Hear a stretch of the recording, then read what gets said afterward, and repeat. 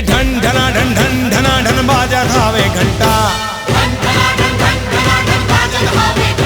हे जय हो चंद्र घंटा दाई, जय हो चंद्र घंटा, जय हो चंद्र घंटा दाई, जय हो चंद्र घंटा। धूप दिखावे दिया बारे मोर गांव के पंडा, धूप दिखावे दिया बारे मोर गांव के पंडा। जय हो कुसमांडा दाई, जय हो कुसमांडा, जय हो कुसमांडा दाई, जय हो कुसमांडा।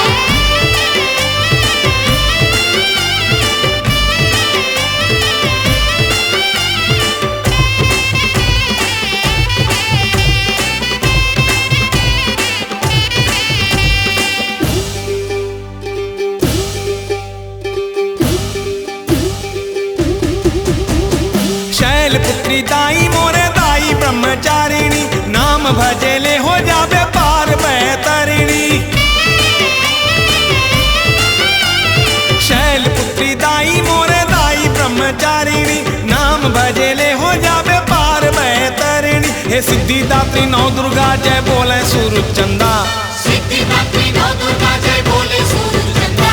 जय हो चंद्र घंटा दाई, जय हो चंद्र घंटा, जय हो चंद्र घंटा दाई, जय हो चंद्र घंटा। हे ढन ढना ढन ढन ढना ढन बाजा थावे घंटा, ढन ढना ढन ढन ढना ढन बाजा थावे घंटा।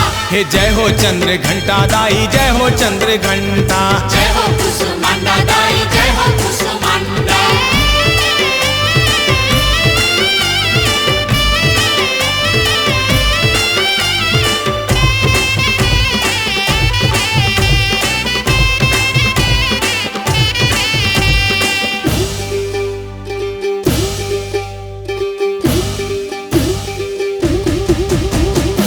स्कंदा महतारी जय हो कात्यायनी, बड़े वरदानी सबले बड़े वरदायिनी।